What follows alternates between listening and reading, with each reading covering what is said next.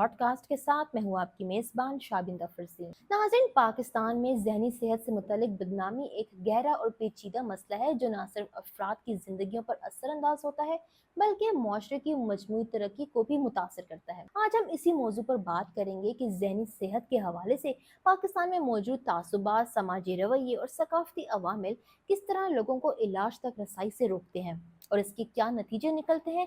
اس کے ساتھ ساتھ ہم اس مسئلے کے حل کے لیے کیا اقدامات اٹھائے جا سکتے ہیں، اس پر بھی بات کریں گے۔ ناظرین، ذہنی صحت ایک عالمی موضوع ہے، لیکن پاکستان جیسے معاشرے میں جہاں روایات، مذہبی اقدار اور سماجی دباؤ گہرے طور پر جڑے ہوئے ہیں، اس کی اہمیت اور چیلنجز بھی منفرد ہیں۔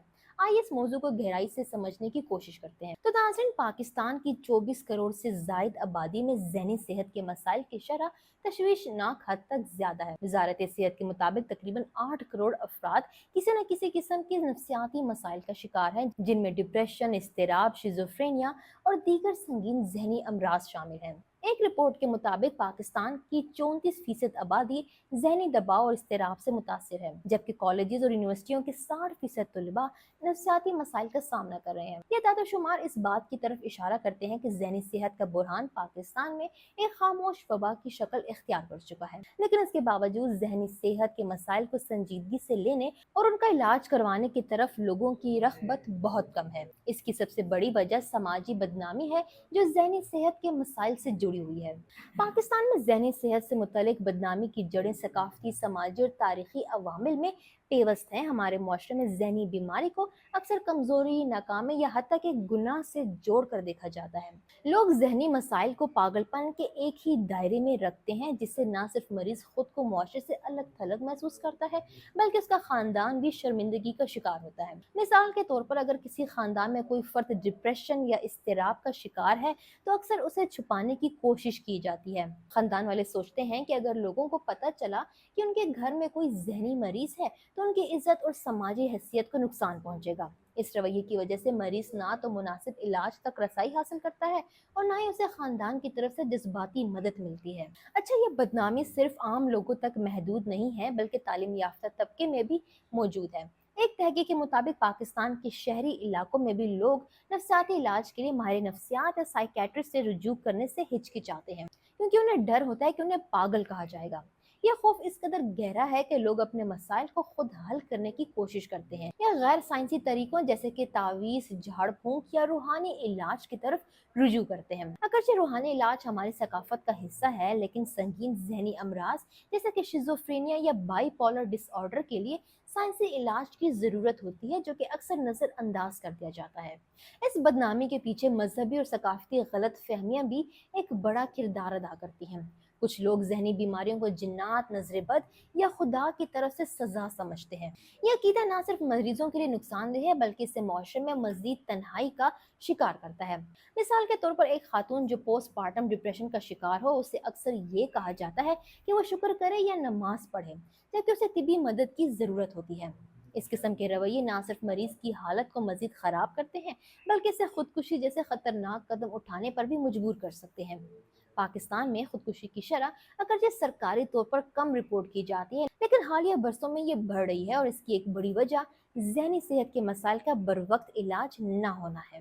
اچھا، پاکستان میں ذہنی صحت کے حوالے سے سہولیات کی کمی بھی اس بدنامی کو بڑھاوا دیتی ہے۔ پورے ملک میں صرف 900 کے قریب ماہرین نفسیات ہیں، یعنی 24 کروڑ کی آبادی کے لیے ایک ماہر نفسیات تقریباً 2,66,000 افراد کے لیے ہے۔ یہ تناسب عالمی معیار سے بہت کم ہے۔ اس کے علاوہ ذہنی صحت کے ہسپتالوں اور کلینکس کی تعداد بھی ناکافی ہے، اور جو موجود ہیں وہ بھی زیادہ تر شہری علاقوں میں ہیں۔ دیہی علاقوں میں رہنے والے لوگوں کے لیے تو صورتحال اور بھی خراب ہے۔ وہ نہ صرف سہولیات سے محروم ہے بلکہ وہاں بدنامی کا عنصر اور بھی زیادہ ہے، کیونکہ چھوٹے معاشروں میں ہر بات تیزی سے پھیلتی ہے۔ ناظرین، یہ بھی سمجھنے کی ضرورت ہے کہ حکومتی سطح پر بھی ذہنی صحت کو وہ اہمیت نہیں دی جاتی جو اسے ملنی چاہیے۔ پاکستان کی صحت کا بجٹ صرف 0.4% ذہنی صحت کے لیے مختص ہے، जो कि आलमी सेहत तंजीम के मयार से बहुत कम है। इसके अलावा ज़हनी सेहत के हवाले से कोई जामे कौमी पॉलिसी मौजूद नहीं है। अगरचे सेहत सहूलत प्रोग्राम जैसे इकदाम उठाए गए हैं, लेकिन इसमें ज़हनी सेहत के मसाइल को शामिल करने पर ज़्यादा तवज्जो नहीं दी गई। नेशनल हेल्थ विजन 2016 से 25 में यूनिवर्सल हेल्थ कवरेज का जिक्र तो किया गया है, लेकिन इसमें ज़हनी सेहत के अमली इकदाम बहुत महदूद हैं। समाजी बदनामी के साथ साथ मीडिया का किरदार भी इस मसले को समझने में अहम है। पाकिस्तानी मीडिया खासतौर पर ड्रामा और फिल्मों में जहनी बीमारी को अक्सर ड्रामाई या मनफी अंदाज में पेश किया जाता है। जहनी मरीजों को या तो पागलपन की इंतहा पर दिखाया जाता है या फिर उन्हें तशद्दुद पसंद और खतरनाक किरदारों के तौर पर पेश किया जाता है। ये पोर्ट्रियल ना सिर्फ गलत फहमियों को बढ़ाता है बल्कि लोगों के जहनों में जहनी बीमारी के बारे में खौफ पैदा करता है। इसके बरक्स अगर मीडिया जहनी सेहत के बारे में मुस्बत पैगामात फैलाए और लोगों को इलाज की तरफ राग़िब करे तो ये बदनामी को कम करने में बहुत मददगार साबित हो सकता है। इस बदनामी के असरात मुआशरे के हर तबके पर मुरतब होते हैं, लेकिन खवातीन और बच्चे इसका ज्यादा शिकार होते हैं। पाकिस्तान में खवातीन को पहले ही समाजी दबाव और सनफी अदम मसावात का सामना है। अगर वो जहनी सेहत के मसाइल का शिकार हो तो उन्हें दोहरी बदनामी का सामना करना पड़ता है। मिसाल के तौर पर एक खातून जो डिप्रेशन की वजह से अपने घरेलू फराइज पूरे ना कर सके, उसे अक्सर निकम्मी या कमजोर कहा जाता है। इसी तरह बच्चों और नौजवानों में जहनी सेहत के मसाइल को अक्सर नजरअंदाज किया जाता है, क्योंकि वालिदैन ये समझते हैं कि ये बचपन की बातें हैं, यह वक्त के साथ ठीक हो जाएगा। लेकिन हकीकत यह है कि बचपन में नजरअंदाज किए गए मसाइल बालिग होने पर संगीन शक्ल इख्तियार कर सकते हैं। तो नाज़रीन, अब सवाल ये है कि इस बदनामी को कम करने और ज़हनी सेहत के मसाइल से निपटने के लिए क्या किया जा सकता है। सबसे पहले ये कि अवामी आगाही मुहिमात की ज़रूरत है। पाकिस्तान में कुछ गैर सरकारी तंजीमें जैसे कि ब्रिटिश एशियन ट्रस्ट, तस्कीन हेल्थ इनिशिएटिव और सेहत कहानी इस सिमत में काम कर रही हैं, लेकिन इनकी रसाई बहुत महदूद है। हुकूमत को चाहिए कि वो कौमी सतह पर ऐसी मुहिमात शुरू करें जो ज़हनी सेहत के बारे में दुरुस्त मालूमात फराहम करें और लोगों को इलाज की तरफ राग़िब भी करें। इन मुहिमात में मुकामी ज़ुबानों और सकाफती सियाक व सबाक को शामिल किया जाना चाहिए ताकि ज़्यादा से ज़्यादा लोग इससे मुस्तफ़ीद हो सकें। दूसरा ये कि तालीमी इदारों में ज़हनी सेहत के बारे में आगाही को निसाब का हिस्सा बनाना चाहिए। स्कूलों और कॉलेजों में बच्चों को सिखाया जाए कि ज़हनी सेहत जिस्मानी सेहत की तरह अहम है और इसे नज़रअंदाज नहीं करना चाहिए। इसके अलावा साथीज़ा और वालिदैन के लिए वर्कशॉप्स का एहतमाम किया जाए ताकि वो बच्चों के ज़हनी मसाइल को बरवक्त शिनाख्त कर सकें और उनकी मदद भी कर सकें। नाज़रीन, तीसरा है ज़हनी सेहत के माहिरीन की तादाद बढ़ाने की ज़रूरत है। हुकूमत को चाहिए कि वो हर माहिर नफ्सियात और साइकेट्रिस्ट की तरबियत के लिए प्रोग्राम शुरू करें और उन्हें दही इलाकों में खिदमात के लिए तरगीब दें। इसके अलावा टेली मेडिसिन के जरिए ज़हनी सेहत की खिदमात को ज़्यादा से ज़्यादा लोगों तक पहुँचाया जा सकता है। कोरोना वबा के दौरान टेली मेडिसिन के इस्तेमाल से ये साबित हुआ है कि ये एक मौसर जरिया है, ख़ासतौर पर उन इलाकों के लिए जहाँ सहूलियात बहुत महदूद हैं। चौथा, हमारे पास हल ये है कि मीडिया को ज़हनी सेहत के बारे में मुस्बत पैगामात फैलाने के लिए इस्तेमाल किया जाए।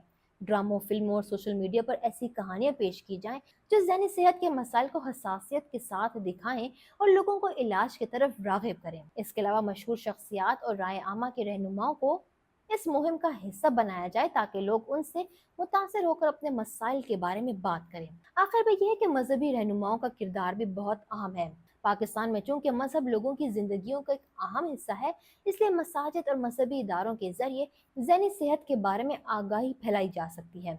उलमा को चाहिए कि वो अपने खुतबात में इस बात पर जोर दें कि ज़हनी बीमारी कोई गुनाह नहीं है और इसका इलाज करवाना शरई तौर पर जायज़ है।